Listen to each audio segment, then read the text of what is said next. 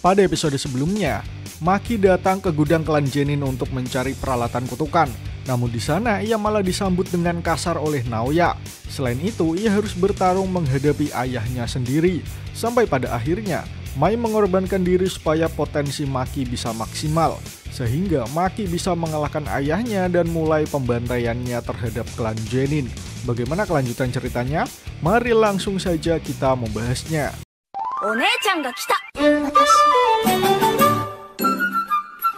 Jinichi dan Naoya yang sebelumnya tengah bersantai menunggu hasil kerja Ogi dikejutkan dengan bunyi lonceng yang terus-menerus berbunyi. Kemudian datang rantai yang menjelaskan bahwa Maki mulai menggila dengan membunuh Ogi dan kini unit Kururu bersiap untuk menghadapinya. Jinichi mulai berpikir apakah mungkin Maki membunuh Ogi saat ia tertidur atau saat ia pergi ke toilet sehingga Ogi lengah. Jika benar begitu, Maki memang punya kesempatan untuk melakukannya. Sementara Naoya masih belum percaya bahwa Maki mampu membunuh pamannya Ogi Genin. Kemudian ia memerintahkan untuk menangkap Maki sebelum ia sampai ke lokasi pertarungan. Di sisi lain, Nobuaki Genin sebagai kapten unit Kururu memerintahkan untuk menangkap Maki tanpa membunuhnya, karena dia ingin membunuh Maki dengan tangannya sendiri. Sebelumnya, unit Kururu merupakan organisasi yang berisi anggota klan Genin yang tidak memiliki kekuatan kutukan. Dahulu, Maki juga bergabung dalam unit ini sebelum masuk ke SMA Jujutsu. Tak lama kemudian, unit Kururu mulai mengepung keberadaan Maki Genin yang terlihat sudah membawa dua senjata kutukan di tangannya. Saat ini, Maki sudah dikepung oleh unit Kururu yang mayoritas anggotanya adalah laki-laki. Namun tiba-tiba, Maki teringat perkataan Naoya yang bertanya apa yang ingin dilakukan Maki. Kemudian Maki juga teringat perkataan Mai yang berkata akan menyeret semuanya ke dalam jurang yang sama dengannya. Maki beranggapan bahwa itulah jawaban dari pertanyaan Naoya sebelumnya.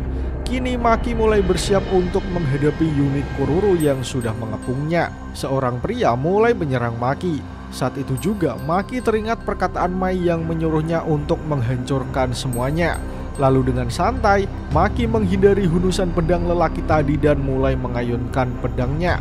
Maki mulai bergerak dengan sangat cair hingga pria tadi tak menyangka bahwa kepalanya sudah terbelah layaknya semangka matang. Maki dengan sadis membantai semua anggota unit Kururu yang sudah mengepungnya. Darah berceceran di mana-mana. Potongan kepala manusia menggelinding tak terkontrol. Maki benar-benar menghabisi semua orang tanpa mengenal belas kasih. Dengan gerakan yang sangat cepat, Maki menari menggunakan pedangnya dan menghabisi semua orang. Memang anggota unit Kururu bukanlah lawan yang sepadan bagi Maki.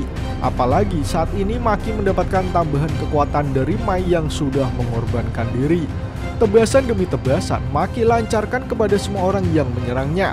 Maki sudah tidak peduli lagi bahwa orang yang dihabisinya adalah anggota klan Genin. Saat ini yang Maki ingin lakukan adalah membantai semua orang tanpa sisa. Setelah semuanya terbantai, Nobuaki datang dan sedikit terkejut bagaimana Maki bisa melakukan hal sadis seorang diri. Namun Maki tidak menggubris dan hanya berpose dengan sangat elegan di atas mayat anggota unit Kururu. Namun Maki tidak mengetahui bahwa kini ia juga sudah dikepung oleh pasukan Hei. Dalam satu serangan, seseorang menggunakan teknik kutukannya untuk menangkap Maki. Teknik tersebut merupakan kutukan milik Chojuro di mana kini unit Hei sudah sampai untuk gantian mengepung Maki. Mereka yang sudah bersiap melawan Maki adalah Ranta, Jinichi, dan juga Chojuro yang baru saja mengeluarkan teknik kutukannya. Perlu diketahui bahwa unit Hei adalah kumpulan orang yang memiliki teknik kutukan semi level 1 atau lebih berdasarkan standar SMA Jujutsu. Jadi bisa dikatakan mereka adalah orang-orang kuat di klan Genin. Chojuro langsung menggunakan teknik manipulasi tanahnya untuk menangkap Maki. Namun Maki berhasil lari dan mencoba menghadapi Chojuro dalam jarak dekat. Akan tetapi Chojuro dibantu dengan Nobuaki yang menggunakan pedangnya untuk menyerang Maki. Saat itu Nobuaki yakin bahwa Chojuro berhasil mengenai Maki. Namun ia bingung kenapa Maki masih tetap bisa berdiri. Lalu tanpa terduga, Maki langsung menyerang keduanya hingga pukulannya berhasil melukai leher Nobuaki dan juga Chojuro. Saat itu mereka berdua mulai kebingungan apakah yang dihadapinya benar-benar Maki yang mereka kenal. Karena Maki yang saat ini mempunyai kecepatan yang tidak masuk akal.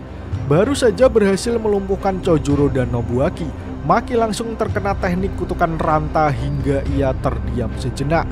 Melihat ada peluang, Ranta langsung memanggil Jinichi untuk menghabisi Maki yang sementara tidak bisa bergerak. Kemudian Jinichi berlari secepat mungkin dan menyuruh Ranta untuk menahannya. Namun seperti yang sudah diduga, Ranta tidak bisa menahan Maki lebih lama. Lewat ketahanan fisiknya, Maki berusaha melawan teknik kutukan Ranta hingga membuat Ranta sendiri kerepotan. Namun, Ranta menyuruh Jinichi untuk tidak mengkhawatirkannya dan tetap menyerang. Saat itu, Ranta menyadari jika saat ini Maki sudah seperti Toji.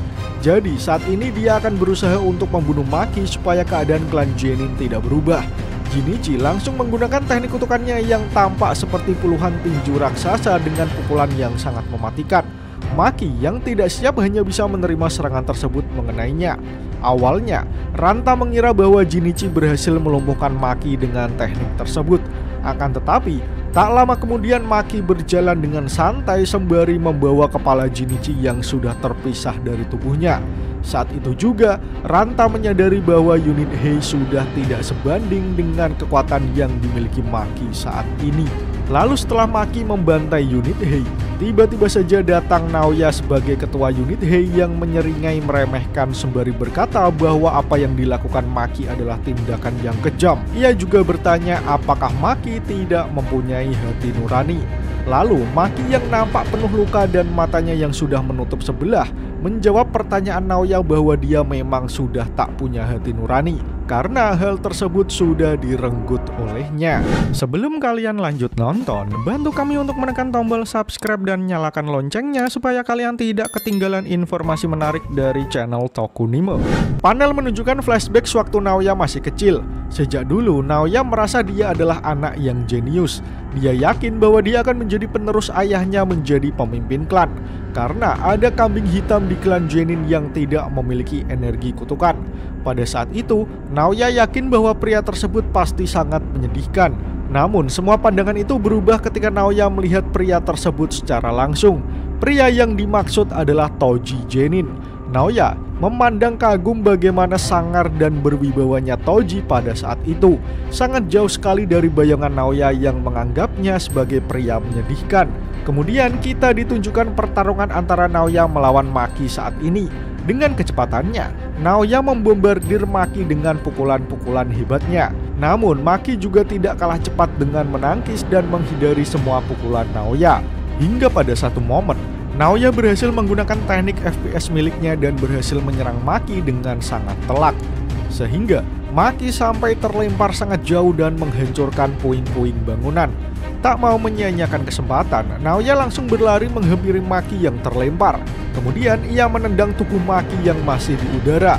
Akibat dari tendangan tersebut, membuat Maki terlempar kembali. Hingga tanah tempatnya mendarat hancur lebur.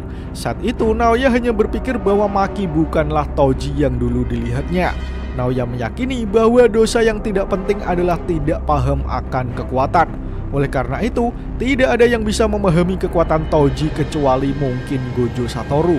Naoya kembali menghajar Maki terus-menerus hingga tubuh Maki terlempar ke sana kemari. Sepertinya Naoya benar-benar ingin menghabisi Maki seperti Maki menghabisi semua anggota unit Kururu dan anggota unit Hei. Naoya terus berlari ke arah tubuh Maki untuk terus menghajarnya. Pada satu momen, Naoya berhasil memegangi kaki Maki lalu membantingnya ke sana kemari, sampai melemparnya hingga menghancurkan bebatuan yang akhirnya menahan tubuh Maki. Naoya hingga saat ini masih percaya bahwa orang yang setara dengan Gojo dan juga Toji adalah dirinya. Ia meyakini hal itu sembari terus menghajar Maki yang nampak kepayahan menghadapi Naoya. Kondisi Maki mulai oleng. Dia sendiri sadar bahwa jika begini terus maka situasinya bisa gawat. Perlu diketahui bahwa teknik Naoya memanfaatkan sihir proyeksi. Namun ada batas maksimum percepatan saat tekniknya digunakan. Namun kecepatannya bisa dipertahankan. Saat itu Maki mulai mengatur strategi untuk mengatasi teknik kutukan Naoya. Maki berpikir meski ia tidak bisa menyaingi Naoya dalam kecepatan, akan tetapi ia memiliki kekuatan yang sama dengan berat dan kecepatan. Oleh sebab itu Maki berencana akan memukul Naoya saat ia mencapai kecepatan tertinggi. Dengan begitu, maka efek yang diterima Naoya akan sangat menyakitkan. Kemudian Maki mulai bersiap untuk menantang Naoya kembali. Meski Maki mendapatkan ketahanan fisik tubuh besi yang terlepas dari energi kutukan, sebenarnya Maki tidak diuntungkan dalam pertarungan melawan Naoya yang kecepatannya telah melebihi suara. Apalagi, Maki mengalami luka dalam akibat pertarungannya dengan Ogi, unit Kururu, dan terutama melawan unit Hei. Sehingga, ia mengandalkan rencananya ini untuk memanfaatkan momentum yang pas demi bisa menjatuhkan Naoya. Kemudian Naoya mulai bergerak menyerang Maki kembali. Saat itu Maki hanya bisa terdiam. Kemudian ia teringat perkataan Pak Tua Naobito. Saat tangan mengaktifkan sihir proyeksi, musuh akan bergerak dalam 24 fps. Jika gagal, maka waktu akan berhenti selama 1 detik. Dari sana, Maki mulai memahami bahwa ia memiliki momentum selama 1 detik tersebut. Sementara saat ini, Naoya masih bergerak dalam kecepatan penuh dengan konstan. Naoya sendiri mengira bahwa Maki berencana akan menerima serangannya dan menghentikannya meski rusuk Maki patah. Namun ia yakin tidak akan termakan jebakan Maki. Namun tiba-tiba saja, Maki berteriak dengan lantang bahwa Naoya adalah seorang penipu. Lalu Naoya yang merasa di atas angin, tiba-tiba saja melihat tangan Maki mulai mendekat ke wajahnya. Ia tidak menduga bahwa Maki bisa mengimbangi kecepatannya. Sementara itu, Maki berkata bahwa ia sudah memecahkan teknik proyeksi milik Naoya yang mana dia memecah waktu 1 detik menjadi 24 frame. Itulah kenapa kecepatan Naoya menjadi tidak masuk akal. Maki akhirnya bisa mengerti teknik tersebut dengan tubuhnya saat ini. Karena dengan tubuh sebelumnya, ia tidak pernah tahu bahwa kecepatan Naoya berasal dari teknik proyeksi. Kemudian dengan sekuat tenaga, Maki menghajar Naoya dengan sangat keras hingga membuat tubuh Naoya terbanting ke tanah. Maki mengerahkan semua tenaganya pada pukulan tersebut. Sampai akhirnya kita melihat bahwa wajah songong Naoya sudah tidak berbentuk lagi. Sementara itu, Maki mencoba mengejeknya dengan bertanya apa yang dikatakan Naoya, karena ia tidak bisa mendengarnya dengan jelas. Namun sialnya, chapter pun berakhir. Nah, bagaimana menurut kalian teman-teman? Semoga episode ini dapat menghibur kalian semua ya. Akhir kata, terima kasih sudah menonton video ini hingga akhir. Sampai jumpa di episode selanjutnya.